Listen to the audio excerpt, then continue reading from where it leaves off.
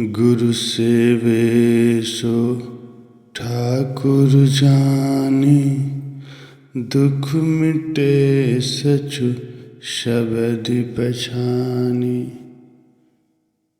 गुरवाणी में वर्णन आया है कि श्री सद्गुरुदेव जी की सेवा करने से भगवान की प्राप्ति होती। आदि व्याधि उपाधि तीनों प्रकार के दुख मिट जाते हैं।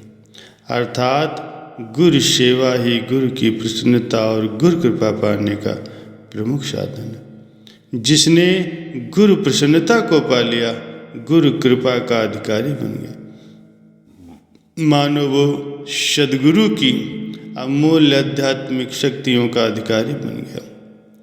बाहरी रूप से वो उसी शरीर में दिखाई देता है, लेकिन उसका आंतरिक रूप दिव्य ज्योति स्वरूप बन जाता है। उसके विचार, उसका व्यवहार, उसका प्रभाव एक अनोखा रूप दिखाई देता है। इसे कहते हैं कायाकल्प। कायाकल्प यानी मायावी मन आत्म जगत में विचरण करने लगता है। अज्ञान के अंधकार का वहाँ कोई स्थान ही नहीं रहता। दिल ज्ञान की ज्योति से अनंत सूर्यों की ज्योति को धूमिल करता हुआ प्रकाशित हो जाता है। उसके लिए ये संसार एक माया जाल नहीं, अपितु आत्म आनंद का स्थान बन जाता है। सद्गुरु की सेवा और नाम से वो नामी में मिल जाता है। यही है महान प्रताप गुरु सेवा का। जीव से ब्रह्म हो जाता है। सद्गुरु सेवा का मार्ग आध्यात्मिक उन्नति का मार्ग है। मानव जन्म के लक्ष्य की प्राप्ति का सर्वोच्च साधन है। मानुष जन्म का वास्तविक लक्ष्य है परमात्मा से बिछड़ी हुई आत्मा को उसके साथ मिलाना, उसमें एकाकार हो जाना। दूसरे शब्दों में आत्म आनंद को पाना और उसी में समा जाना। जीव चूंकि मन माया और काल के चंगुल में फंसा हुआ अज्ञानी बना हुआ है। अज्ञान का अर्थ है पहचान न होना। वो अपने असली रूप, अपनी आत्मा को नहीं पहचानता। स्वयं को शरीर समझता है। उसकी साल संभाल के व्यवहार में उलझकर उसकी अवस्था अज्ञान में हो जाती है। वो अपने असली स्वरूप को जानना चाहता है, असली आनंद को पाना चाहता है। इसके लिए उसे अपने महापुरुषों की जागृत की टंकार को सुनना पड़ेगा। अज्ञान में अवस्था को छोड़कर ज्ञान को पाने का साधन अपनाना होगा। उसका साधन है सद्गुरु का सत्संग और उनकी सेवा। सेवा को अत्यधिक महत्वपूर्ण माना गया है। कारण यह है कि सेवा में मन लग जाता है। नाम सुमरण में बैठो तो इधर उधर के ख्याल आते हैं। दसों दिशाओं में विचरण करता हुआ मन एकाग्र नहीं हो पाता। गुरु सेवा से मन में शुद्धता आती है और सेवा के पश्चात सिमरन ध्यान करने पर वही ख्याल उसे चिंतन में शीघ्र ही जोड़ देते हैं। यही है कायाकल्प। जीव की स्वाभाविक मांग आत्म आनंद पाने की होती है। उसकी आंतरिक इच्छा यही होती है कि वो शीघ्र उन्नति करे, सफलता प्राप्त करे। उसके लिए संतों ने उचित साधन गुरु सेवा को कहा।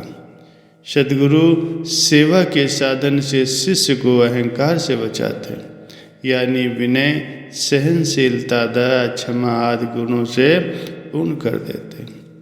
अर्थात गुरु सेवा के समय जिन साधनों नियमों का पालन होता है, उससे राग, द्वेष, अहंकार आदि विकार अवगुण आड़े नहीं आ सकते। विकारों की मलिनता दूर हुई कि वो अविकारी मन में गुण स्वयं ही प्रतिष्ठित हो गए। गुरु सेवा से मन की मलिनता को साफ करना उत्तम कसौटी। सतयुग, त्रेता युग, द्वापर युग, कलयुग सब में गुरु सेवा ही गुरु कृपा का अधिकारी बनाती है। इसके प्रत्यक्ष प्रमाण सबके सामने। अपने अपने युग में उस समय अनुसार वैसे ही नियम बनाए गए थे। गुरुकुल में जाकर विद्यार्थी विद्या अध्ययन करता था। गुरु के आश्रम पर जाकर चाहे कोई छत्रपति महाराजा का लड़का हो या गरीब ब्राह्मण, चाहे वो ऋषि कुमार ही क्यों न हो, सबको एक समान नंगे पांव चलना होता था, धरती पर सोना होता था, सफाई करना होता था, लकड़ी काट कर लानी होती थी। सबके लिए समान भोजन, समान विद्या, और गुरुदेव भी समान पढ़ाते थे। फिर भी सब एक जैसे गुरु कृपा के अधिकारी नहीं बनते थे। विशेष गुरु कृपा, विशेष शिष्य जो सब तरह से गुरुदेव के संकेत एवं आज्ञा को ग्रहण कर तन मन से पूर्ण करते, उन विशेष पर ही वो कृपा उतरती थी। और आज भी वही नियम लागू है।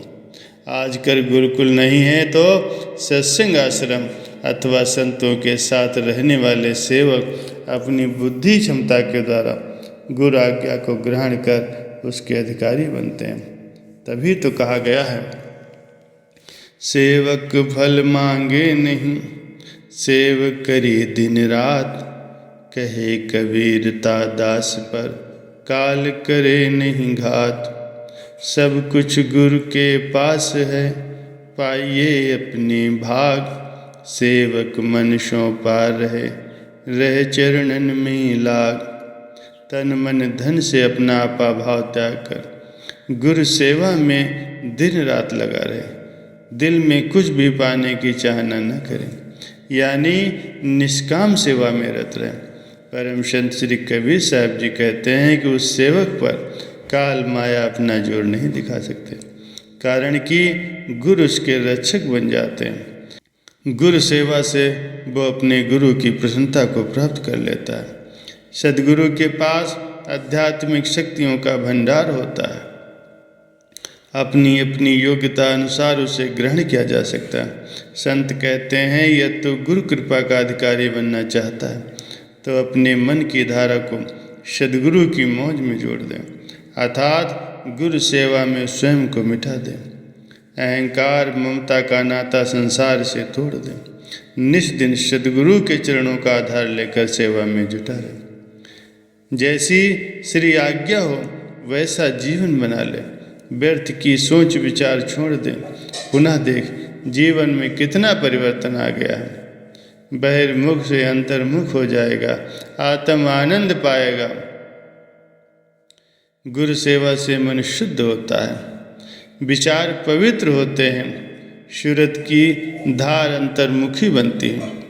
मनुष्य जन्म का ध्येय आत्म आनंद की प्राप्ति होती, कायाकल्प हो जाती है, क्योंकि गुरु सेवा से गुरु की प्रसन्नता और कृपा उतरती, जिसे पाकर जीव निहाल हो जाता है।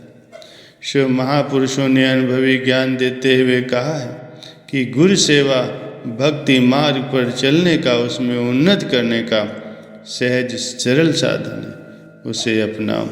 गुरु की प्रसन्नता एवं कृपा का आशीर्वाद पा करके अपने जीवन को संवार लो।